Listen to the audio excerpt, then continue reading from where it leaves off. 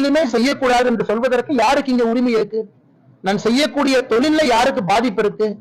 நான் ஏதாச்சும் ஒரு கெமிக்கல் இண்டஸ்ட்ரி வச்சு அது ஏதாச்சும் ஒரு மீனை போய் சாவடிச்சுனா, தண்ணியை நான் பால்படுத்தினா, மாசு பண்ணா சொல்லுங்க.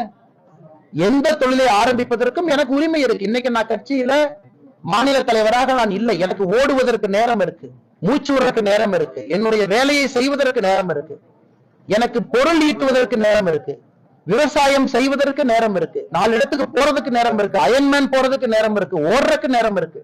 அதனால இது என்னுடைய நேரம், என்னுடைய வாழ்க்கை, நான் வாழ்றேன். அதே நேரத்துல மக்கள் முன்பு நிற்கிறேன். அதனால நான் செய்வதில் என்ன தவறுன்னு சொல்லுங்க. இல்லன்னா நீங்க செய்வதில் இதான் தவறுன்னு கை காட்டினா நான் பதில் சொல்றேன். மற்றபடி திமுகவோ வேறு யாரோ ஒருத்தன் கை நீட்டி சொல்றால் என்ன தவறு செஞ்சேன்னு சொல்லுங்க. அதனால அப்படித்தான் நான் இருப்பேன். நியாயமான முறையில நான் பொருள் ஈட்டணும், அதை வைத்து நியாயமான அரசியல் நான் செய்யணும், அதை வைத்து என்னுடைய குழந்தைகள் என்னுடைய குடும்பம் நியாயமான முறையில வாழணும். என்னுடைய மனைவி வேலைக்கு போறாங்க, என்ன தவறு? வேலைக்கு அவங்க வாழ்க்கை அவங்க வாழ்றாங்க, அவங்க வேலைக்கு போறாங்க.